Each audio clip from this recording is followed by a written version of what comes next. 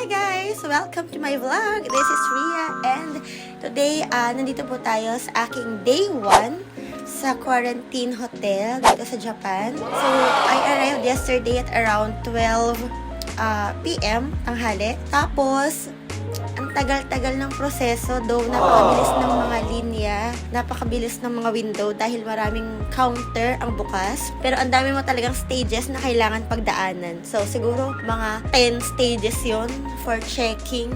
Mabilis lang naman yung linya, kaya lang talagang from point ganito, pupunta ka sa point ganyan. But, yun nga, after that, I arrive at around 5 p.m. dito sa hotel. So, from Narita Airport, yung hotel na pinag-stayan namin is Appa Hotel around Yokohama. So, nag-travel pa ako ng mga isang oras bago kami makarating dito. Then, may checking ulit, tas konting briefing. Then, yun, binigay na yung dinner. Tas ngayon, day 1, umaga, nagising ako dahil may nag-announce.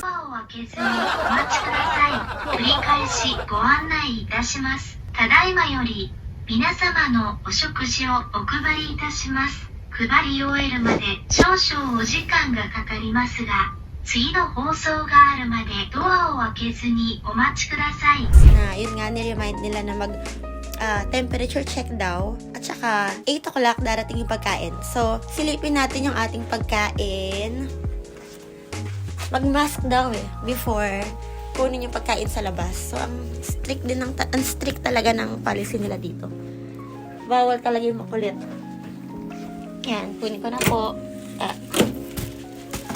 Yun siya, nasa pinto. Oh. Ito na ang breakfast. Meron kaming delivery 3 times a day. Ayan. Ayan, so, later guys, tingnan natin kung ano yung ating breakfast today. Day 1 of quarantine. Breakfast. Dami. 6 hours later. Okay, kunin na natin yung lunch, guys. Deko. Oops. Damig. Ay, pang madami.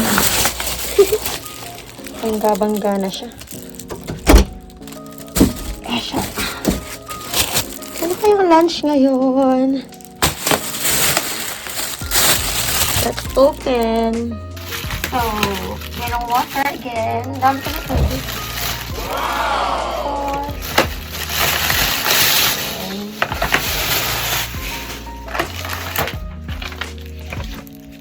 Oh!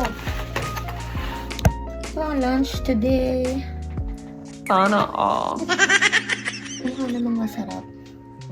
Okay, see you. Kain muna ako. 8:01 p.m. Ano kayang inig ko ngayon? Ari ko. Ay!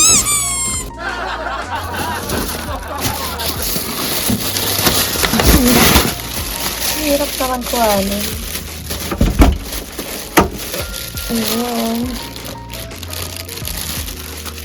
Mukhang marami-rami ha. Day 1, dinner. Oh, Ramiled rice. Hi guys, pakita ko lang sa inyo itsura ng labas ng hotel. Kailangan talaga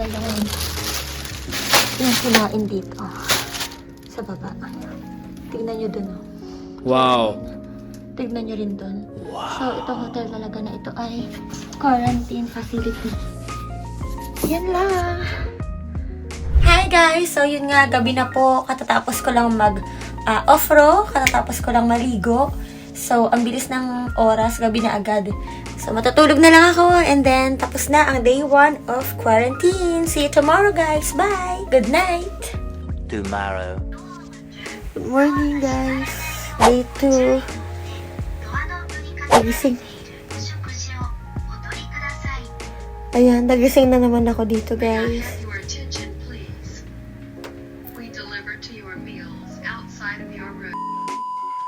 Ayan, so, ayan na. It's 7:40 plus. Nagising ako sa announcement, guys. Every morning, nag-a-announce sila na dadating na yung pagkain, kunin na lang, and wear mask. So, ayan, may breakfast na tayo. Pero later na lang, naantok pa ako eh. Day 2. Lunchtime. Uy, sarap naman ang pagkain ko ngayon. Yay. Day 2. Hi guys! Hapon na naman. It's 6 o'clock p.m. So, ayan. Dumating na nga yung food delivery ko. Pero, inaayos ko yung offer kasi maliligo ako mamaya. Yan. So, buksan ko lang to para makaligo ako. Hot water. Then, tayo ay kakain na. Anong dinner natin today? Siyempre, yung miso shiru. Yan. Nalagyan ko lang ng hot water. Nagpainit na ako doon. Hi! Then, ito ang dinner. Oh, curry siya. Beef curry. Yun lang guys. Update ko kayo. Ang bilis-bilis ng oras. Day 2 of quarantine na. Bye! Day 3. その体温測定をお願いいたします。繰り返しご案内いたします。本日検査を受けられる方に Yun nga, good morning. Day 3 guys. Nagising na naman ako dito sa announcement. Yun nga, magkukalat daw ng saliva. Mag-iwan ng lalagyan sa labas, sa may pinto. Kaya, check ko na lang later kung nandun lang. Bye! Sarap ang tulog pa naman eh. Hello! So, yun nga, kinuha ko na sa pinto yung paglalagyan ng ating saliva. Ganito siya, guys. Wow! Ayan. Embudo. At syempre, yung instructions. So, habang babasahin ko muna ang instructions. Meron naman tong Japanese and English version. So, may directions tayo. Ayan. And put the funnel. Ayan, guys. So, yung paglagay natin sa saliva, tandaan nyo na nandito, lagpas sa line ng konti. Lagpas sa line ng konti. Kasi may mga bula-bula pa siya. So, mas marami, much better. Para hindi na kayo umulit, guys. Yan. So, ilalagay natin yung funnel dito. Ayan, para salong-salo talaga yung laway natin. Medyo gross, pero kailangan talaga yan. Ayan. Tapos, pupunuin natin siya hanggang dyan. Then, alisin natin yung funnel, takpan natin, at stay lang natin sa room kasi may kukuha na quarantine officer later. So, ganun po siya. So, gagawin ko muna. Hindi ko na ipapakita kasi iwi. Sige, bye! Ayan, guys. Nalagyan ko na. Dito, yan o. Lagpas pa. So, remember po na bawal ang uminom ng water prior sa paglagay mo dito ng saliva mo at bawal din kumain. So, kaya siya maagang-maaga. So, kaya siya first thing in the morning. Then, after nito, ayan, alisin ko na yung funnel. Ito, dispose na. Then, takpan. Ayan. Tapos, talagay ko na dito. Ayan. Tapos, mamaya, may kakatok na officer para kuhanin ito. I-collect yung mga samples na ito. I-collect yung specimen na ito. Ayan o, pupumask ako. Ayan, ang daming ganap ngayon. So, malilate daw yung ating breakfast kasi nga inuna nila to. Antayin ko lang guys ha. Sabahan niyo ako. Hi! Hi! Hi! お名前はクルーズリアです。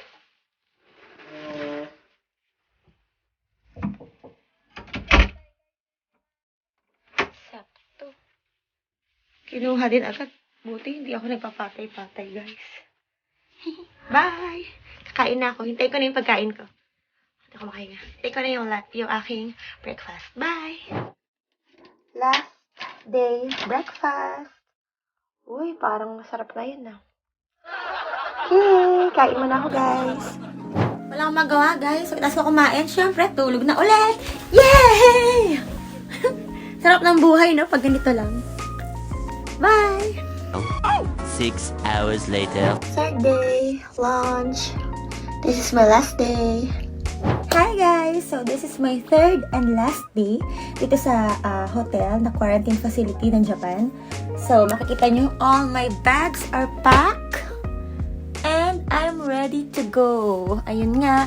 So, okay naman yung naging stay ko dito. Actually, na-enjoy ko siya.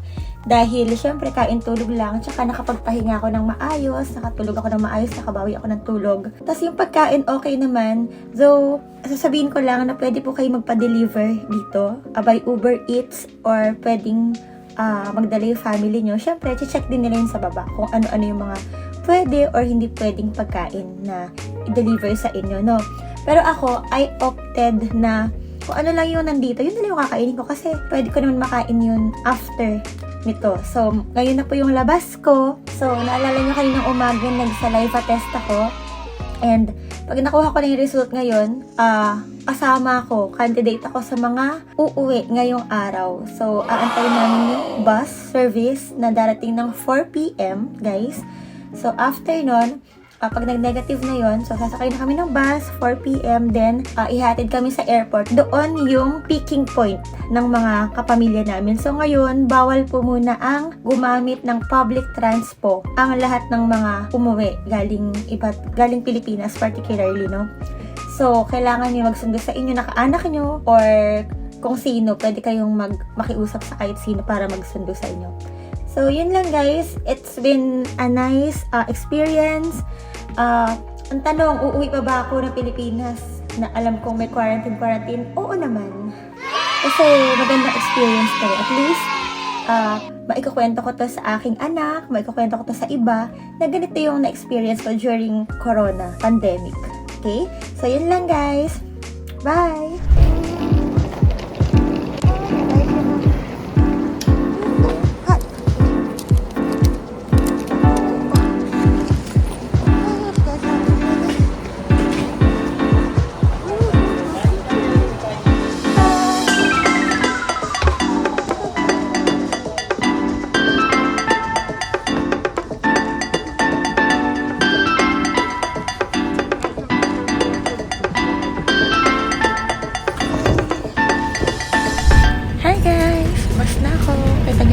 One seat apart pa din. Dami pa ring space. Social distancing at its finest. So, pagka punta ko ng airport, ano na yung susundo sa akin. And, well, this is it. This is my quarantine experience, guys. And I have to say goodbye.